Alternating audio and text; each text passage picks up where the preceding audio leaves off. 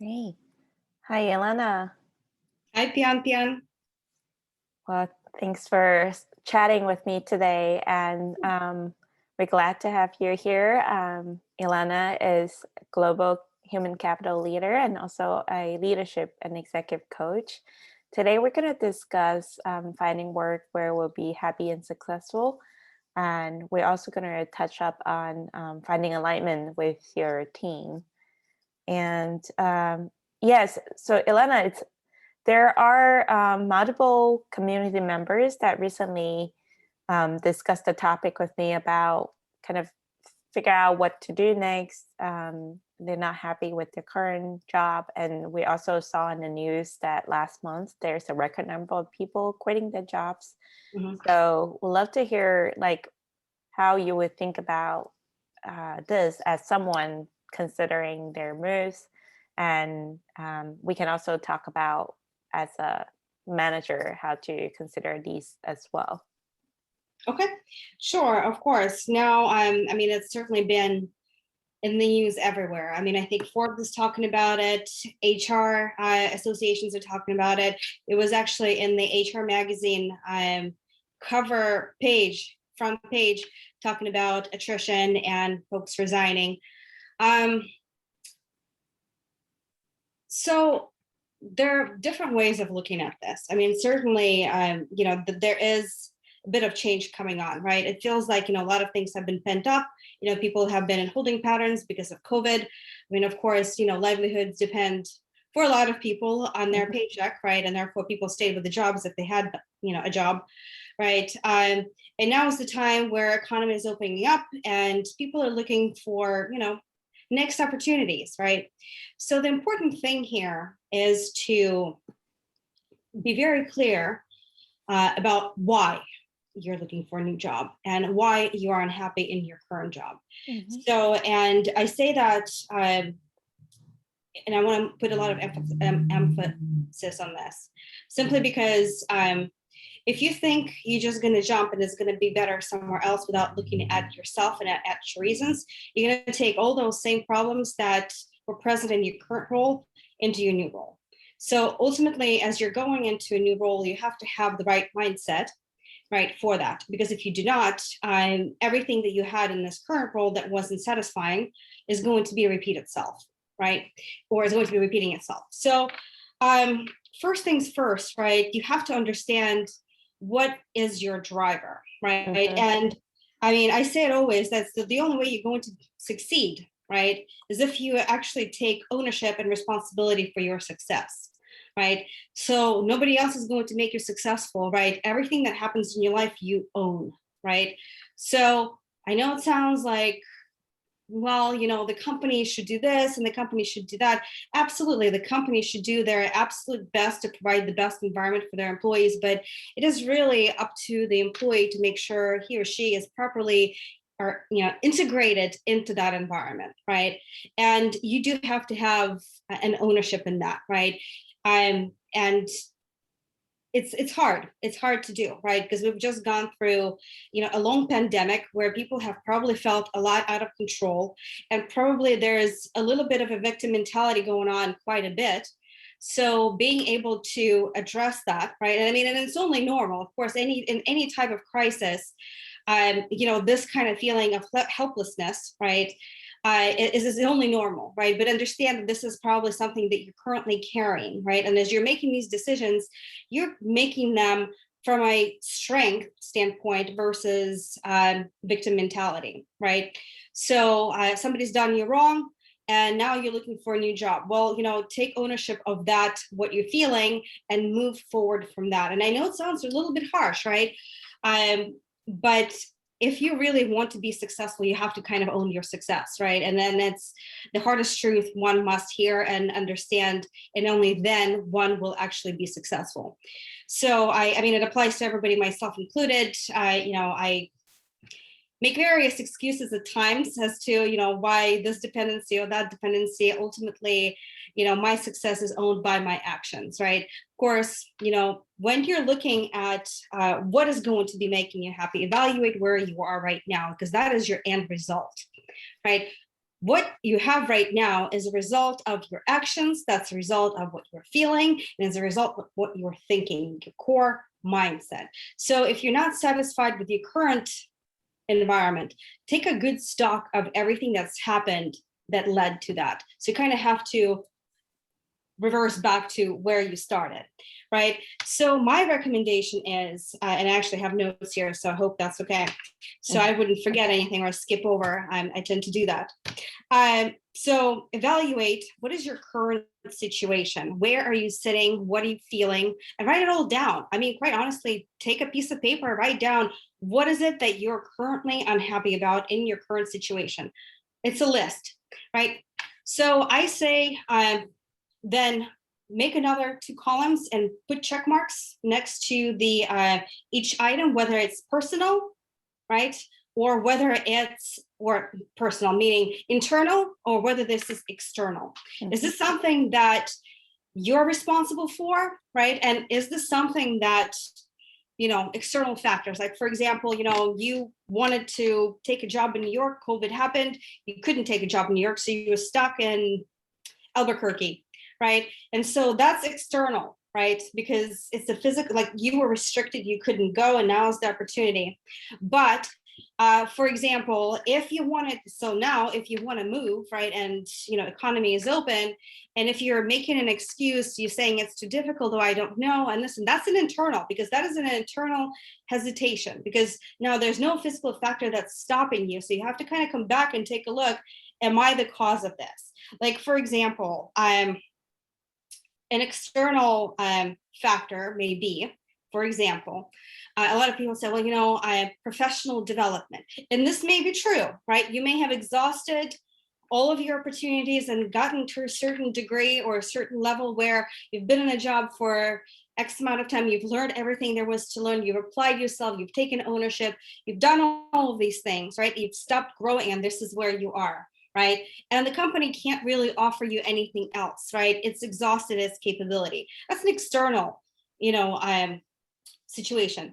But for example, if you're saying, well, you know what, I want professional development, but you actually have a personal resistance to this. For example, maybe this is you don't have enough time, right?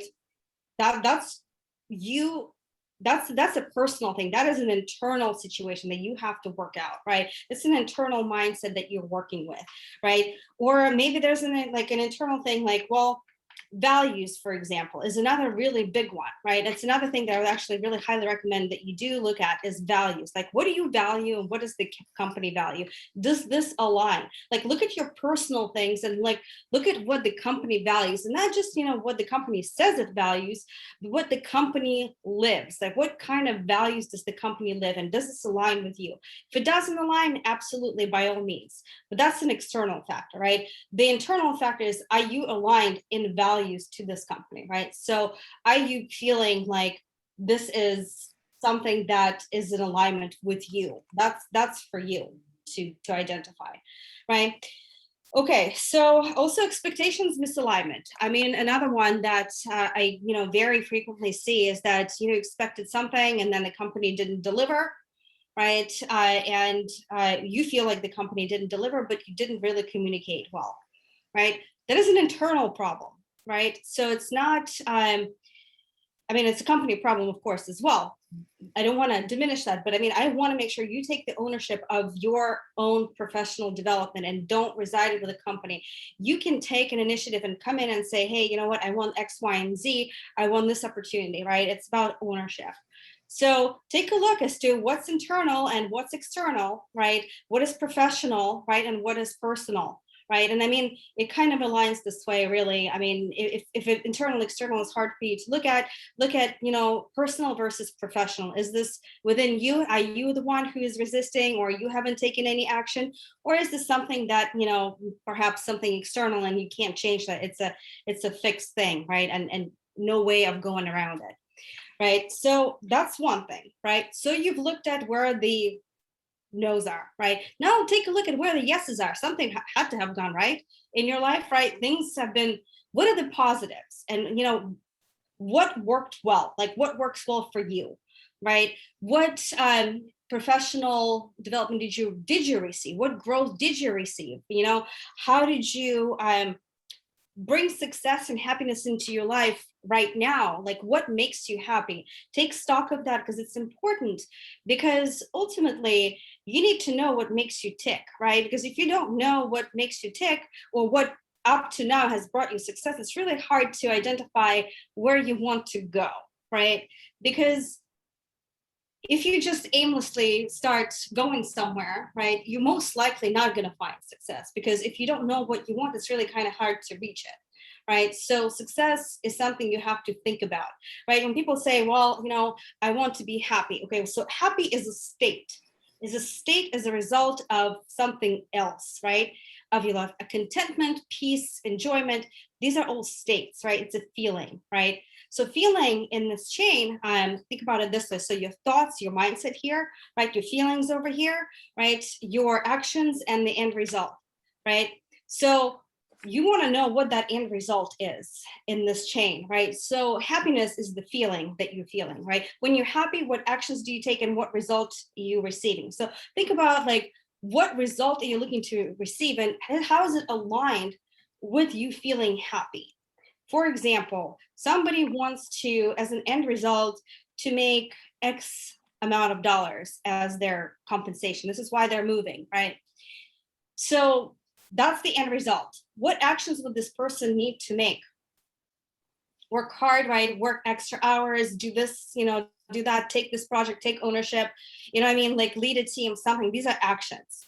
Now, but this person values happiness as freedom and flexibility, right? And all these things. Now, reverse engineering it back, would you feel happy if you had to do all of these things, right? So make sure your end result aligns with your emotional values, like where you're sitting there and actually feeling it. So the reason is that, we always focus on how we feel is that, emotions are hormonal, right? It's how we're affected. It actually affects our biology, right? So I think it's, silly to ignore that. So understand like what you want to feel, because ultimately what you're feeling is going to drive the end result, right? And from what you want to be feeling, you want to also reverse engineer a little bit of what you will be thinking to get you to that result. So, but ultimately start with like, what makes you happy? Like, what is it? Like, how do you feel about it? How did success feel to you? What were you doing? What were you thinking, right? How did you get there? Because you definitely got to now. And don't forget, right? So where you are today, maybe a decade ago, this is where you want it to be. Don't forget that gap. Maybe today you're not super happy, about where you are, but a decade ago, you thought this was a far-reaching goal. So congratulate yourself at least on where you are. Hugely important to acknowledge that, right? So anyway, okay, now think about also what actions are you taking and not taking, right? Like what actions are you taking now that are making you happy, and what actions are you not taking, right? What are you afraid of doing, right? What's the hesitation? I mean, take good stock as to what does that actually mean for you to be in your current state, so we can engineer your future state. Does that make sense so far? I have several steps. Yeah, let's summarize for everyone listening for so far. So we talk about, I think the first step is to understand your current situation and like emotional state, and if someone is not happy, like why, and like what are the factors that's external, what's internal. I mean, emotions, the goal of emotions to help people be happy and successful in their professional and personal life. So kind of thinking about both the internal reflection and think about like what actions is needed to modify the situation. I think it's super helpful. Now we're on your current state. Like it's right. Very important that you have a clear understanding as to where are you coming from, because it will explain to you, it will add the visibility why you want to make the change. Like, so don't fall into this everybody jumped, so I jumped, right? So evaluate where you are and think about also what you currently have and what you will be giving up if you're moving into a new opportunity. right? So you have to understand, first of all, where are you starting with? Mm-hmm. Yeah, so I have heard of some comments that sometimes people are not happy in their current situation, but they don't exactly know why. So the steps to think about that, I think you made a good point about like the external factor, internal factor, like value system, like what someone values, and then think about like, okay, it's your current company or job, as what are their values, and then how is that aligned? What other factors do you think someone could do in Well, I terms of? mean, so absolutely values. You got to take a look as to what's important to you, you know what I Mm-hmm. mean, what's important to the company, right? And try not to project, right? Because we interpret a lot of things. Try to take things at Mm-hmm. face value, right? And this is actually really hard to do. This is exactly why, you know, coaching helps quite a bit, right? It allows you to look at things critically versus allowing yourself, you know, a bit of a cushion, right? So, well, it's not really my fault. It's, you know, it's somebody else's, right? It's actually being critically looking at this and saying, okay, you know what? I'm struggling here, right? And maybe I do need a new environment, but into my new environment, what do I want to take with me? What kind of mindset? Like um what do I want to accomplish, right? Versus, oh, I'm just going to make the change and hope for the best, right? Make a, you know, conscious effort to make the change versus just jumping into an oblivion. Mm-hmm. Okay. Yeah. All right. Yep. So now next thing, hugely important also, is evaluating what do you actually want, right? So NLP has this best question is, what would you like, right? To ask yourself, what would you like? I mean, what is it?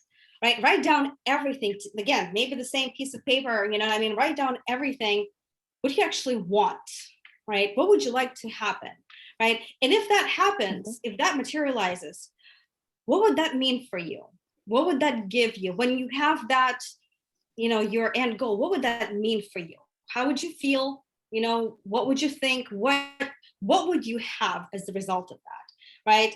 So it's like, what will happen for you when you have this new desired change? Document that, write it down for yourself. I mean, this is a good vision for you to have as you're going for these job searches.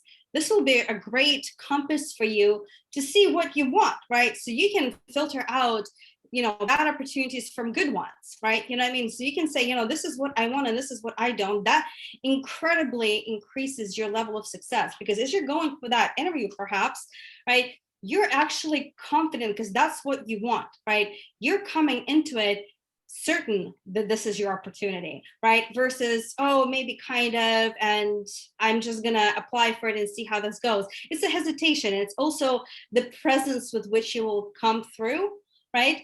It's actually knowing what you want, and it shows up in everything we say. Like literally, it's a projection of confidence. So I think this is what you need to do, is write it out and make sure you clearly understand that. Now, as you plan this, right, and say, this is my end result, right? Do a little bit of a self-check. And we already talked about this. So you want this end result. So now think about this, write it out. What actions are you going to take? What is going to drive the result? You're going to do X, Y, and Z. Write it out. Right. As you're doing this, what are you feeling? Like, are you feeling motivated? Are you feeling excited? Is this too much for you? Get a gauge for this, because you can adjust your end result. You haven't started anything yet, right? So this is why, like, you can, if something's not resonating on the feeling side, be like, oh man, I don't know about this. You know, it feels a little too heavy, right? Adjust, like, see what you can take and see what the end result will be, right? And so, okay, so you know, decide the feeling feels good, and now you engineer what thoughts are you going to have, right? Okay, so you currently have these thoughts like, everything sucks, my job is awful, you know, my manager is just terrible, doesn't pay attention to me, this and that. These are thoughts that causing you to feel something, that's causing you to act, and is exactly where you are right now. So engineer it backwards and engineer your mindset, you know, from this kind of map in front of you. So imagine like you're creating a roadmap, right, for your product, which is your thoughts, right? So your or product is the result, but the beginning of the development, that initiates the product, right, is your thoughts. Like, is one thing that is going to drive your success in the end is going to be your mindset with which you approach things, right? Now, it's really easy to default back into old patterns simply because you've already done this time and time again. You've developed this thinking, right? Plus you had this entire, what is it now? We're in 18 months, right? No, 14 months, right? Of sitting at home and developing this new mindset that you had, right? It's now you're like in the holding pattern, like it's fighting, what is it? Fight or flight, right? You're ready for, some kind of action here, right? Change that. You gotta change where you are. You gotta come in with an open mindset. So start, reverse engineering it and think about what thoughts you're going to have. And you will actually have to almost manually come in and replace these thoughts. You will have to come in and think about, so what should I think? How do I need to change my thought process in order to get myself feeling uplifted and motivated to take action, right, towards what I want? Okay, and then of course, now you've written all this down, and now you're looking at, sheet number 1 and sheet number 2, where you're saying, okay, well, this is my current situation. Now you've written your ideal situation, and take a look at that, right? Because this is your old identity and this is your new identity, and there's an identity gap between the two. So bridging this identity gap, right, is a shift in mindset. So see how big the gap is, right? And see what you can start doing in shifting that process. Now, when you're looking for a new role, understand your motives, right? And by the way, it's absolutely fine if you just need to change a job, right?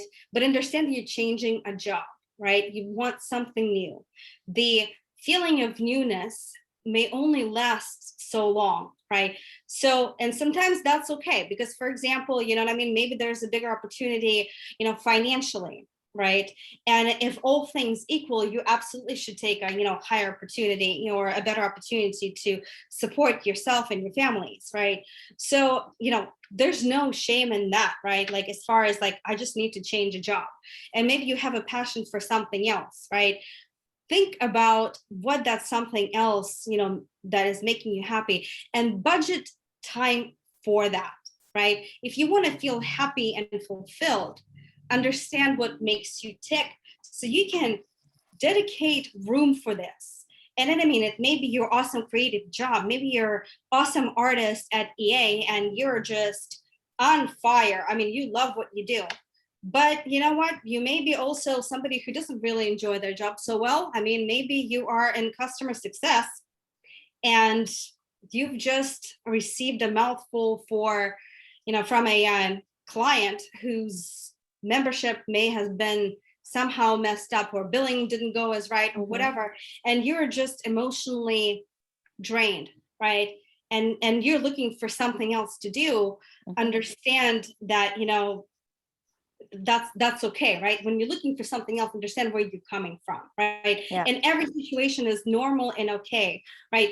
Don't build conditions around, why you're making the change, but just understand why it is and what makes you happy, and budget time for that happiness to happen in your life.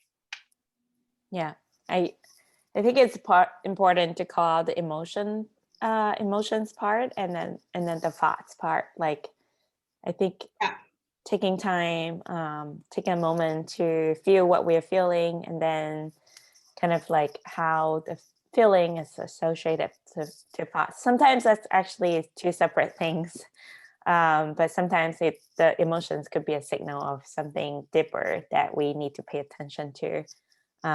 Well, all emotions stem from thoughts. Emotions don't exist in a vacuum. So before you felt something, you thought something, right? So it's just the way it is, right? And the only way to change your emotions is to change your thoughts.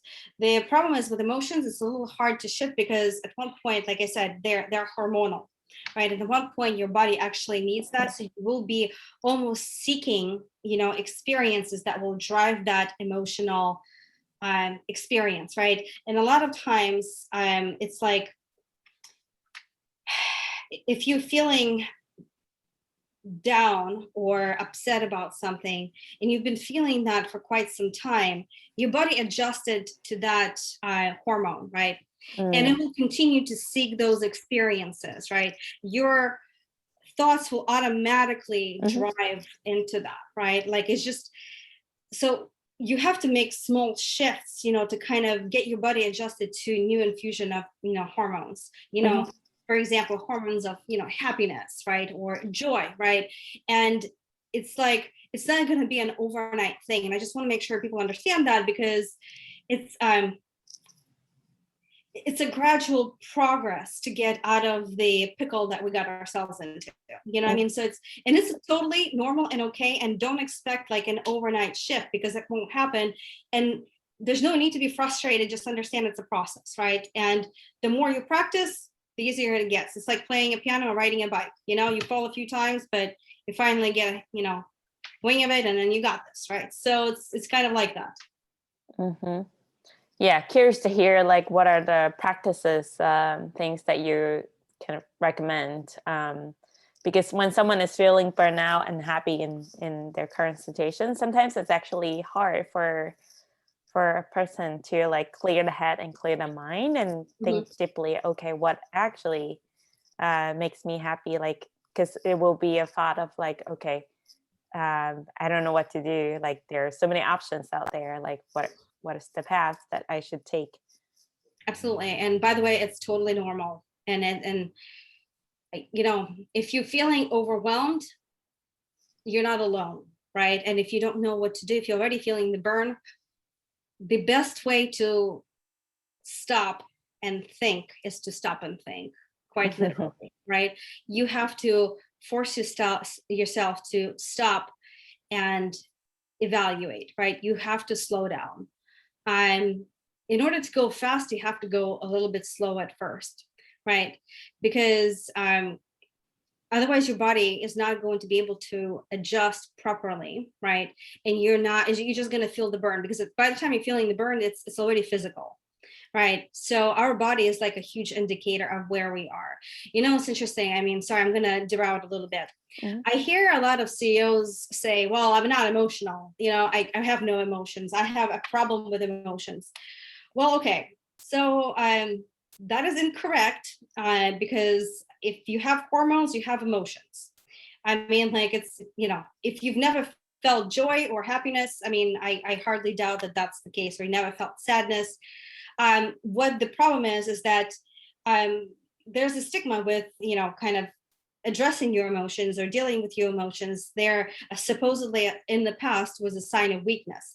Not anymore, obviously, with the new age, new things coming out, and everybody is, all about emotions and emotional intelligence and self-awareness and mindfulness, you know what I mean? So it's not as a taboo anymore, but I still hear this quite a bit in the Valley, that's the case, So emotions, in fact, if you are a CEO and is not in touch, and you're not in touch with your emotions, you're probably not a very good leader, and not a good CEO, because your emotions is what's going to drive your decisions regardless, right? You're going to feel what you're going to feel, right?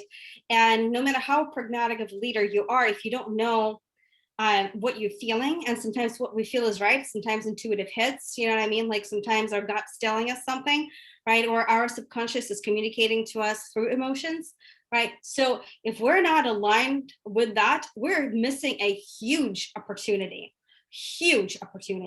simply because it's kind of like our internal compass in a way, right? If we don't, so this does not mean that you absolutely need to be emotional and, fall into an emotional range every day, but being able to identify your emotions and listen to your emotions and process your emotions and understand your emotions will allow you, to see your environment in a completely different way, right? You may not be even noticing that you're reacting to something, right? I hear people say, oh, I'm so pragmatic. I'm just, I'm a very logical person. And I see this logical person pull up some silly thing that, an emotionally aware person probably would have never done. So it allows you for an amazing tool to gain control of your abilities and your thoughts, right? It's kind of like a compass, right? If you're in tune with where you are, you can be in tune with everybody else around you. You're able to process your environment that much better. So you have a competitive edge if you actually know how to process your emotions. So, first thing, is slowing down, right? So we're back on to the regular programming. So slow down, right? And look at where you are. Take stock. Where am I, right? It's okay to ask yourself internally, where am I? I ask myself this question all the time when I'm feeling a little bit too much, right? I'm like, okay, stop. Where am I? What is going on? What is in my environment? What's impacting me, right? Writing it all down allows me to clear my head, right? So it's not in my head spinning, it's now on paper, right? So once it's on paper, you can actually do something about it versus just a thought. It's not material. Once it's on paper, it's physical, it's material.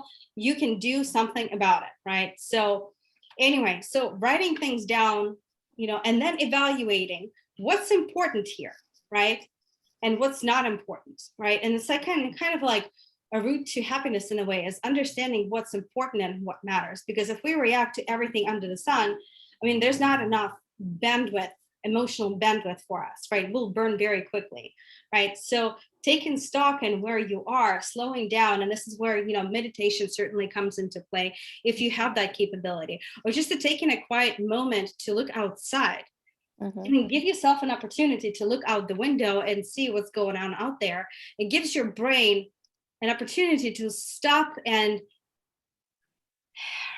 exhale, and look around and be like, okay, where's my center? How do I center myself, right? So mindfulness helps, right? So it's, by the way, so it's not an overnight thing, and even for me, it's actually still, it's a work in progress for sure. Making sure I understand where I am and what am I reacting to at all times, right, is a process, and it's actually really difficult to do. So, but it's a thing that I hardly recommend everybody does anyway. Notice what's around you, like what makes you feel anything, right? Like you woke up, how does it feel? How's your body feeling, right? Where are you? Like take stock of where you are as a person, right? That helps for me to kind of be like, get in my body, right? Because body will tell you exactly what's happening, right? So what's happening? Are you feeling the tension, right? Maybe you're not quite emotionally there yet, but what are you feeling? Are you feeling a headache?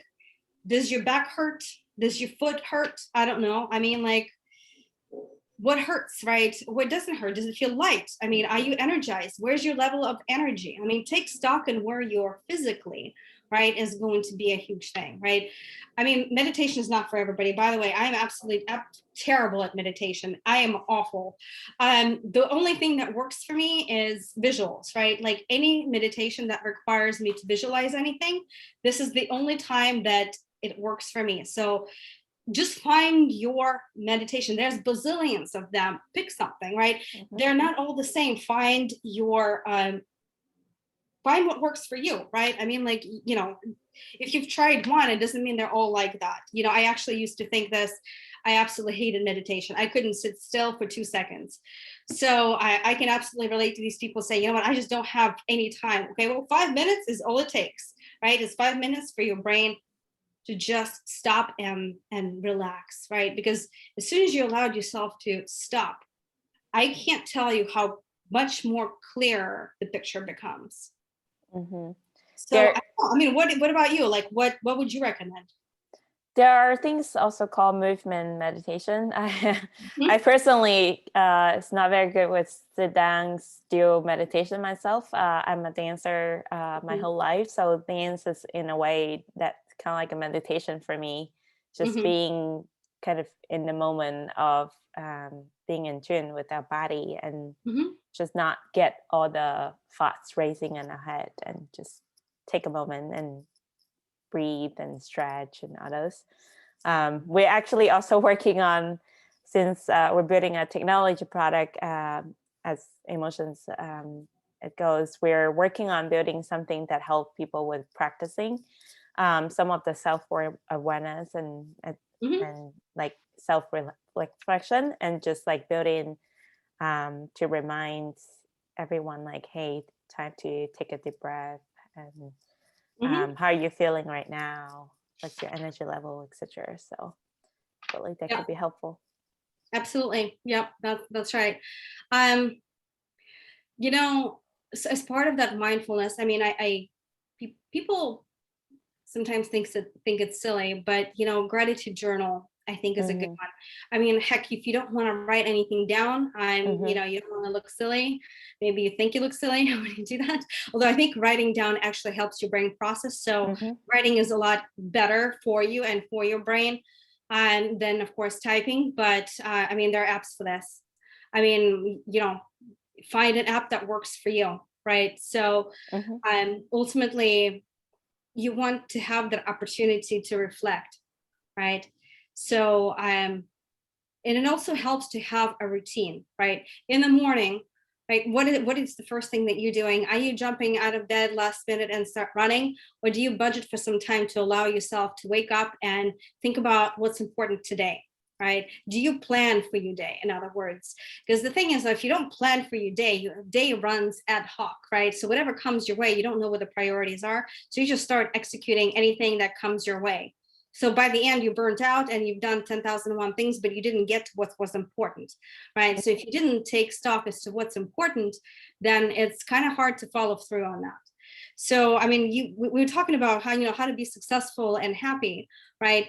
You got to understand your priorities, very, very importantly, right? I mean, you got to where you are right now as a result of your priorities. And if you need to shift them, right, that's where you start. I mean, just understand they'll shift also happens through concentrated effort. You have to take ownership of the shift. Shift will not happen just because you will it.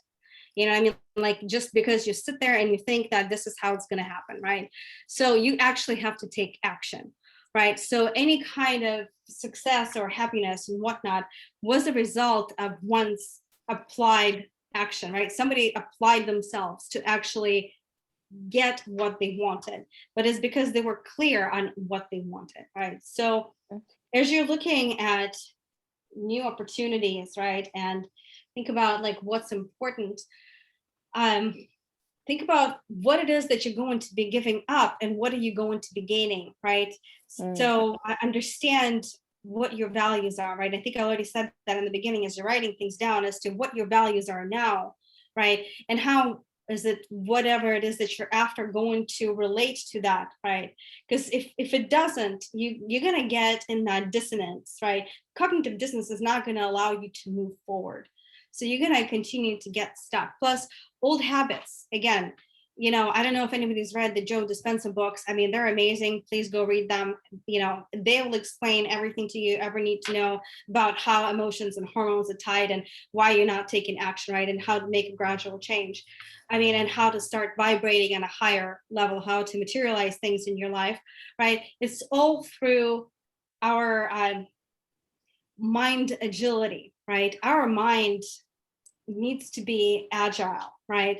And if our mind is not agile, it becomes stagnant and we basically just stay in the same status quo, right?